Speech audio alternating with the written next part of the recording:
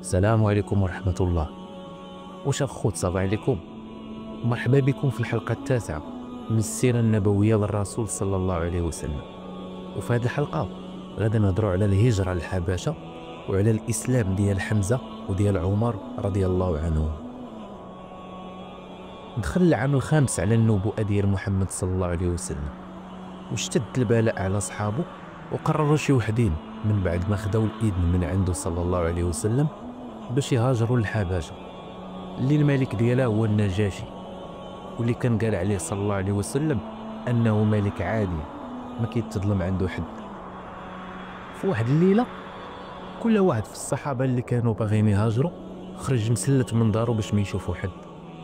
تجمعوا 12 راجل و4 النساء، واللي كان القائد ديالهم هو عثمان بن عفان رضي الله عنه، والزوجه ديالو رقيه بنت الرسول صلى الله عليه وسلم. أرض الله واسعة، وهاد الناس بغاو يخرجوا من هاد الأرض اللي تعذبوا فيها وشافوا فيها الويل، وشدوا طريق البحر. في الصباح المشركين ساقوا لهم الخبار وتبعوهم، ولكن الله نجاهم منهم. مشاو في السفينة جهة الحبشة عند الملك النجاشي اللي كان على دين النصارى، ولكن في الحكم ديالو كان عادل وما كيظلمش. وفي نفس هاد الوقيته اللي هاجروا فيها بعض الصحابه للحبشه، كان محمد صلى الله عليه وسلم جالس حدا الكعبه كيقرا القران. وكانت العاده عند كفار قريش فاش كيسمعوه صلى الله عليه وسلم كيقرا القران كيبقاو يهضروا بالجهد ويغوتوا باش الناس ما يسمعوش اش يقول. ولكن هاد المره فاش قرا كانوا المشركين حداه وكيسمعوه، وهنا استغل صلى الله عليه وسلم الفرصه وقرا عليهم سوره النجم.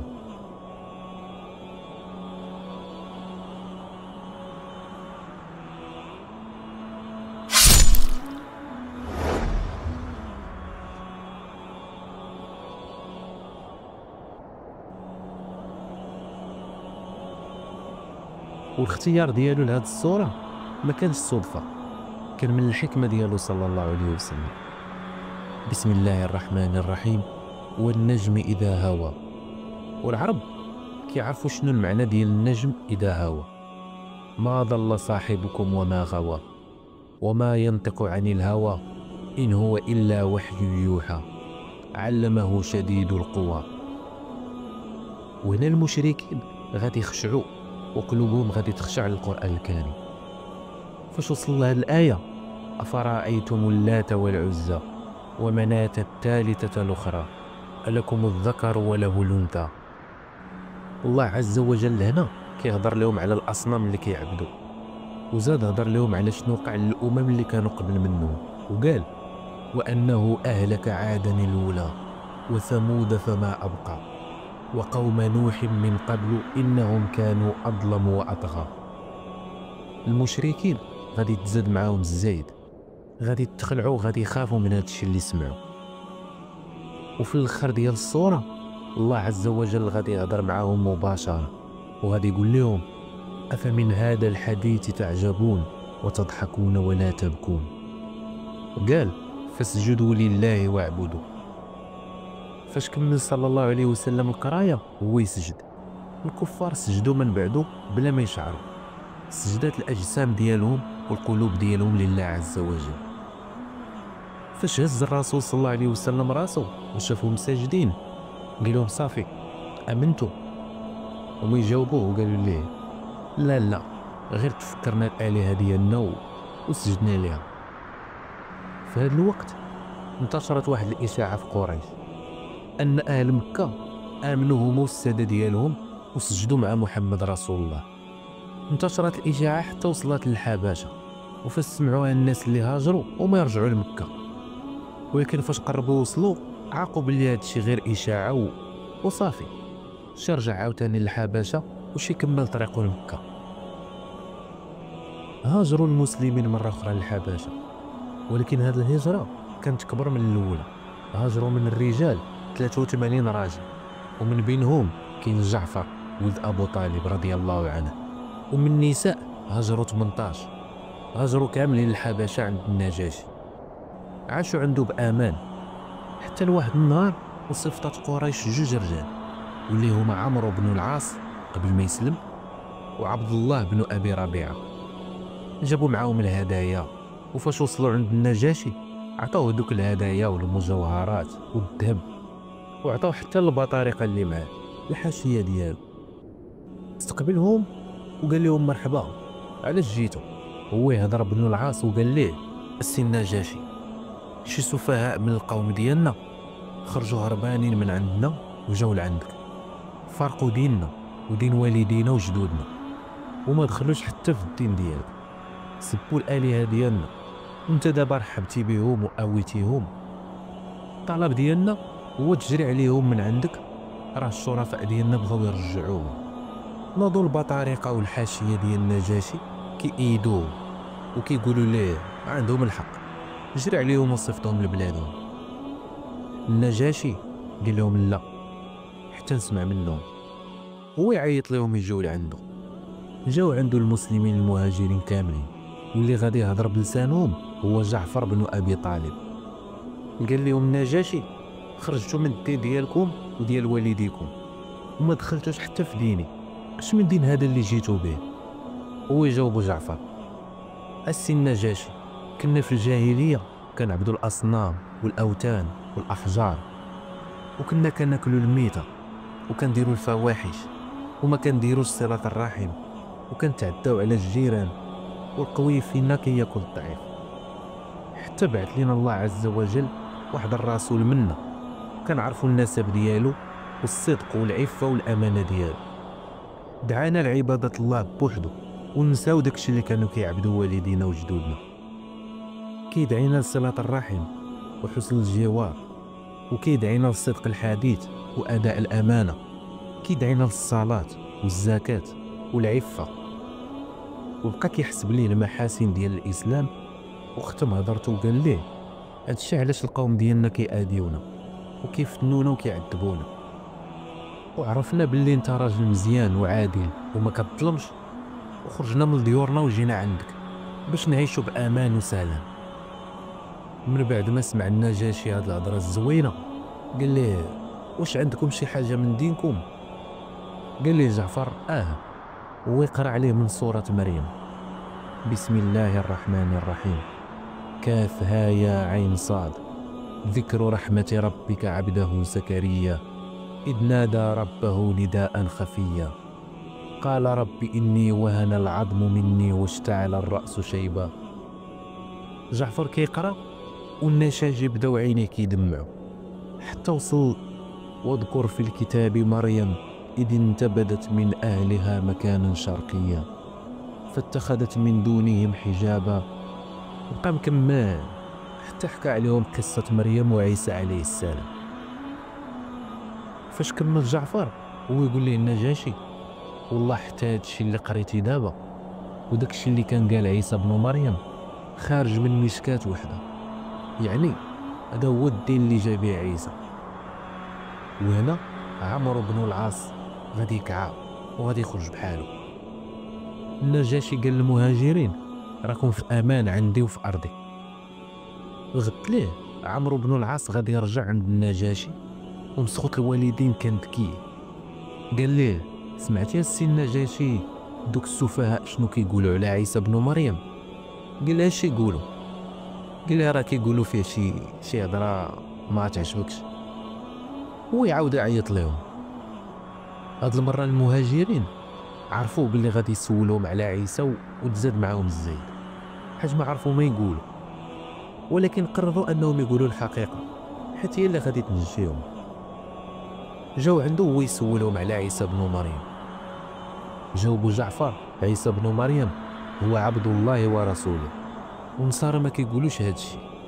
وزاد قال ليه هو روح من الله وكلمه القاها على مريم. كل شي ساكت وكيسمع.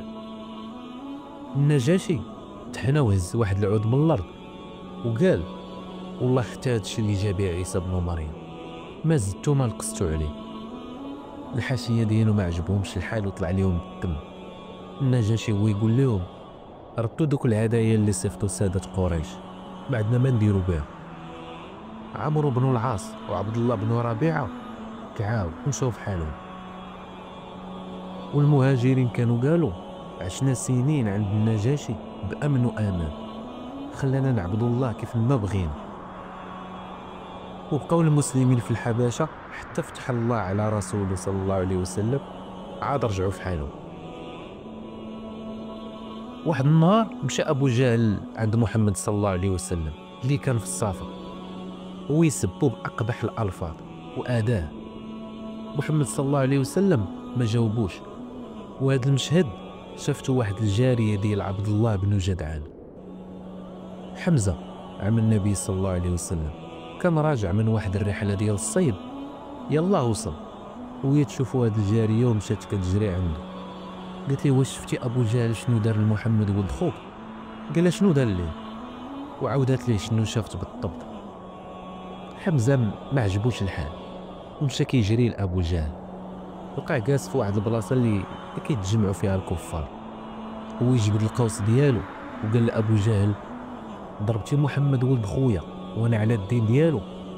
وديك الساعة حمزة كان باقي ما سلمش، ولكن جاتو النفس على ولد خوه، هو ضربوا للراس بداك القوس حتى طوش منه الدم وطاح للارض. جاو ولاد القبيلة ديال أبو جهل بغاو يتحاماو وضربوا حمزة. ناضوا صحاب حمزة حتى هما بغاو يتحاماو معاه، حتى كانت غتنوض واحد الروينة وصداع كبير. هو يهضر أبو جهل وقال لهم خليوه، راني سبيت ليه ولد خوه وما خليت فيه غير اللي نسيت. في ديك الساعة حمزة غادي يمشي مباشرة عند محمد صلى الله عليه وسلم وغادي يعاود ليه شنو وقع. محمد غادي يستغل الفرصة وغادي يبقى يهضر لحمزة على الإسلام. وهنا قلب حمزة رضي الله عنه غادي يرطاب وغادي ينشرح للإسلام. أفمن شرح الله صدره للإسلام فهو على نور من ربه. وصافي حمزة رضي الله عنه غادي يسلم هنايا. من بعد ما دازت شي 3 أيام كان عمر كيقلب على الرسول صلى الله عليه وسلم، تلاقى بواحد الراجل في الطريق وهو يسولو فين هو محمد. قال له اش بغيتيه؟ قال ليه بغيتو وصافي. هو يقول ليه الراجل اجي بعدا نقول لك واحد الخبر، سير عند اختك وراجلها راه سلموا. قال له عمر اش تقول؟ وهنا عمر رضي الله عنه كان باقي ما سلمش. قال لي سير برجلك وشوف. كانت اختو فاطمه وراجلها جالسين في الدار ومعاهم خباب بن الأرت كيقريهم سورة طه. قبل ما يدخل عمر سمعوا خباب وتخبى في واحد البيت. غير غيدخل عمر ويسولهم اش هاد الصوت كنسمع. ناض عنده راجل اختو قال ليه عمر الا قلت لك ان الدين ديالك ماشي هو الحق والدين ديال غيرك هو الحق. يلا بغى يضربو يدفعو اختو كتحامي على رجلها. هو ضربها عمر حتى تحت الارض، بدا كيشوف فيها شويه. هو يهز ديك الصحيفه اللي كانوا كيقراو فيها بغى يديها معاه. وتنوض اختو فاطمه باش تاخدها ليه وهي تقول ليه انت مشرك وموسخ وما نعطيوهاش ليك حتى تمشي تغتسل. كون ما رطابش قلب عمر رضي الله عنه ما كانش غادي يغتسل. المهم ناض ومشى اغتسل ورجع عند اختو عطاتو الصحيفه. شاف الصحيفه وبدا كيقرا كلام فشكال وغريب ما عمرو قرا بحاله. بسم الله الرحمن الرحيم طه ما أنزلنا عليك القرآن لتشقى إلا تذكرة لمن يخشى تنزيلا ممن خلق الأرض والسماوات العلى الرحمن على العرش استوى. بقى عمر كيقرا وكيتأثر بداكشي اللي كيقرا واختو راجلها جالسين حداه. شويه هو يخرج خباب من البيت اللي كان مخبي فيه. فاش عرف باللي عمر بدا كيرطاب قلبو وبدا كيبرد. عمر بن الخطاب الخوت راه بوحدو يحامي قبيله صحيح ما شاء الله وكل شيء كيخاف منه. قال الخباب فينا هو محمد؟ قال لي علاش؟ قال لي فينا هو محمد. ومحمد صلى الله عليه وسلم كان كيف العاده في دار الارقم مع اصحابه وكان معاهم حمزه هاد المره اللي يلاه سلم. خرج عمر بن الخطاب هو والخباب بن الأرت وهز السيف ديالو وغادي ينقاصدين دار الارقم عند محمد عليه الصلاه والسلام. وهاد البلاصه كيتجمعوا بها في السر.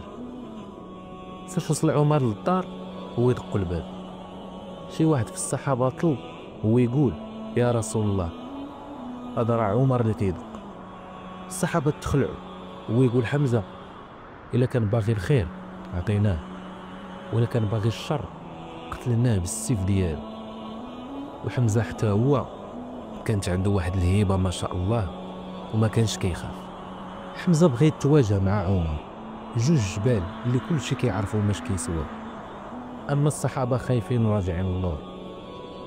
ناض محمد صلى الله عليه وسلم وحل الباب، ويدخل عمر وجرو محمد من حوايجه ويقول ليه وعمر وعمر واش مازال ما بغيتي تسالي من هذا الشيء؟ حتى الامتى غادي تبقى على هذا الحال؟ ويجاوبوا عمر مباشرة أشهد أن لا إله إلا الله وأشهد أنك رسول الله. الله أكبر. الرسول صلى الله عليه وسلم بدا كيكبر، وكاع اللي في ديك الدار بداو كيكبروا. واش عرفتوا شكون اللي سلم؟ عمر بن الخطاب. ومن هذا النهار غادي يبدا العز ديال الإسلام، وحتى واحد ما غادي يبقى مخبي الإسلام ديالو حيت عمر سلم. قريش كامله كتعرف شكون هو عمر. عمر اللي حتى شي واحد ما كان كيظن انه غادي يسلم. افمن شرح الله صدره للاسلام فهو على نور من ربه. المهم خرج عمر من دار الارقم من بعد ما سلم، هو يمشي لمكه، مشى كيسول على البراح. هما يقولوا ليه الناس جميل بن معمر. مشى عنده وقال ليه وسمعتي الخبار؟ قال ليه لا. ويقول له عمر راني سلمت. ما جاوبوش جميل، هو ينوض وبدا كيبرح يا معشر قريش يا معشر قريش اسمعوا هذا الخبر لقد سبأ عمر. هو يضربوا عمر وقال لي كذبتي، قول لقد أسلم عمر. ومن هذا النهار حتى الألفاظ غادي تتبدل حيت عمر سلم. وحتى من الصحابة اللي كانوا كيتخباو قالوا والله ما عمرنا صلينا عند الكعبة حتى سلم عمر. العز ديال الإسلام غادي يبدا من نهار سلم عمر. ولله العزة ولرسوله وللمؤمنين. المشركين فسمعوا الخبر تجمعوا على عمر وبقاو كيضربوه، هو بوحدو كيكالي في العصا، كيدفع هذا كيضرب هذا كيبعد هذا، النهار كامل وهما مجموعين عليه، ولكن والو ما قدوش عليه. ويقول لهم عمر يا معشر قريش واخا نكونوا فيها غير 300 مسلم في مكة والله لا خليناها ليكم. النهار الاول ديالو في الاسلام بدا كيهدد الكفار. عمر الملقب بالفاروق اللي فرق به الله ما بين الحق والباطل. شويه هو يجي واحد الراجل من اشراف قريش العاص بن وائل، قالوا ماش واقع؟ قالوا ليه راه عمر سلم. هو يقول لهم راجل اختار راسو دين خليوه يدبر راسو. غير قال لهم العاص بن وائل هذا هضره وما يتفرقوا ومشاو في حالهم. ديك الساعه عمر مشى عند اشد الناس عداوه لرسول الله صلى الله عليه وسلم، واكثر الناس اللي عاداوه ابو جهل. سول عليه فين كاين، قالوا ليه راه كاين في دارو. مشى عنده نيشان ودق عليه الباب، ما حل عليه ابو جهل ويقول ليه اسمع يا عدو الله راني سلمت واشهد ان لا اله الا الله واشهد ان محمدا رسول الله. ابو جهل تبدل فيه اللون، ما زادش معاه الهضره وزدح عليه الباب. وهكا مكه كامله بقات مصدومه، وحتى من الشياطين ما فهموش كيفاش سلم عمر بن الخطاب.